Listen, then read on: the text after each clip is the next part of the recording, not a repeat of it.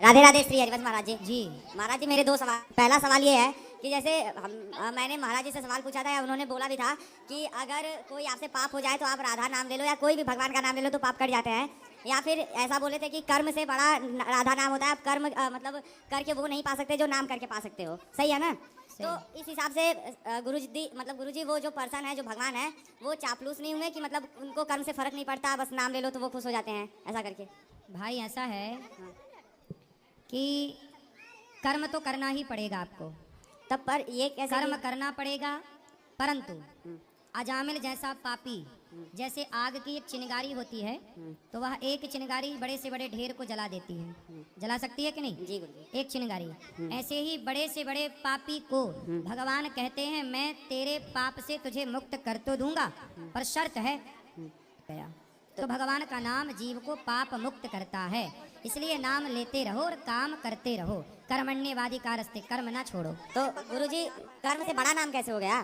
भगवान का नाम सबसे बड़ा है। ऐसा है अजामिल के भाग्य में तो नरक जाना लिखा था, लिखा था कि नहीं भाई? कर्म से आपने गलत कर्म किए तो क्या हो गया? पाप, और पाप भोगने कहाँ जाना पड़ेगा? नरक। लेकिन जब धोखे से भगवान का नाम निकल गया तो वो सारे पाप नष्ट हो गए। तो बताओ, भगवान का नाम लेने से सारे पाप धुल गए तो क्या बड़ा हुआ? कर्म से किया गया पुण्य या पाप या नाम?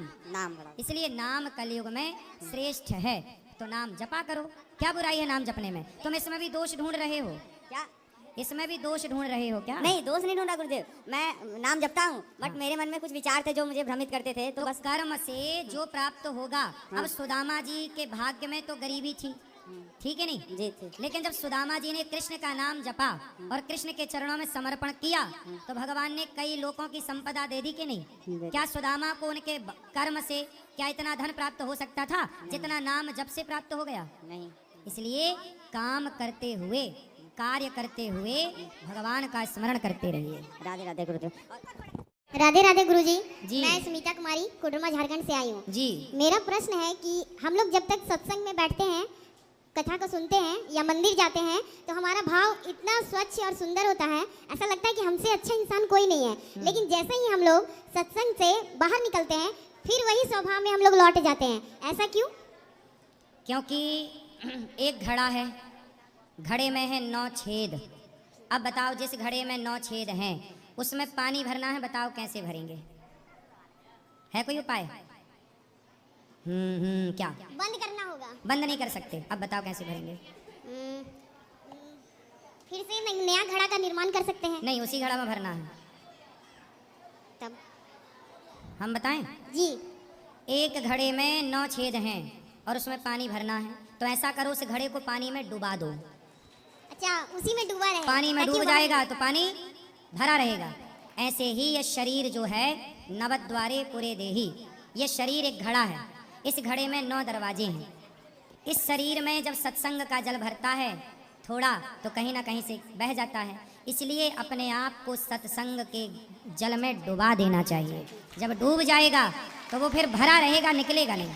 तो आपके अंदर से निकल इसलिए जाता है क्योंकि सत्संग आप कम करते हैं। बढ़ाइए मात्रा। नहीं, मैं बहुत सुनती हूँ। और बढ़ाइए। जी गुरुजी, एक आखिरी प्रश्न है। मैं एक शिक्षिका हूँ, हमारे हॉस्टल गर्ल्स हॉस्टल है, उसमें बहुत सारी बच्चियाँ रहती हैं, तो बच्चियों का मन चंचल होता है, कहीं ना कहीं गलत मतलब भटक जाती हैं।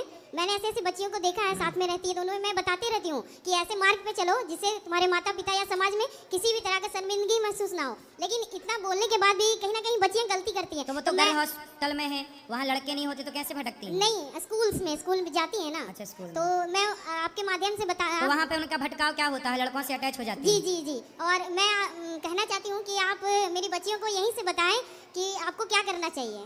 आज के युग में चरित्र कमजोर हो गया है। क्या हो कमजोर हो गया है? चरित्र।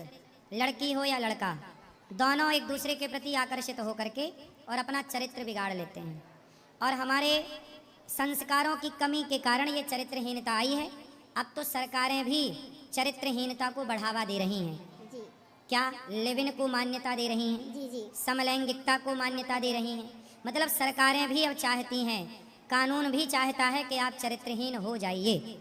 चरित्रहीन होने के तमाम रास्ते कानूनों ने खोल रखे हैं। अब समाज को सुधारना, सही मार्ग पे रखना बड़ा कठिन है। जी जी कितनी बच्चियां और कितने बच्चे ऐसे हैं कि जो पढ़ाई लिखाई करके पवित्र बने रहें। कितनी आपके हिसाब से कितनी परसेंट लड़कियां और लड़के गलत हो जाते हैं और कितने परसेंट सही रह जाते हैं, आप बताओ। मैं तो 50-50 बोलूँगी। 50% गलत जी, हो जाते हैं। लेकिन हाँ, जब मेरे पास बच्चियाँ कुछ आई थी तो बहुत ऐसी बच्चियाँ जो कि गलत रास्ते पे थी, लेकिन मैंने उनको समझा के बहुत सारी बच्चियों को अच्छे रास्ते पे भी लेके आई हूँ। जी अच्छा है, ऐसा करते रहिए अच्छे काम। जी बस आप यहाँ इस लाइव के माध्यम से आप बच्चों को बोल दीजिए कि आप इस तरह से ना करें। बिल्कुल बेटा, हम तो हमेशा कहते हैं कि आपकी सबसे बड़ी संपत्ति चरित्र ही है। जी। यदि आपका चरित्र चला गया, रावण का चरित्र चला गया तो पुतले जलाए जाते हैं। राम चरित्रवान है इसलिए मंदिर बनाए जाते हैं। और राम चरित्र सुनवे को रसिया, हम चरित्र की ही पूजा करते हैं। प्रेम से बोलिए गुरुदेव महाराज की।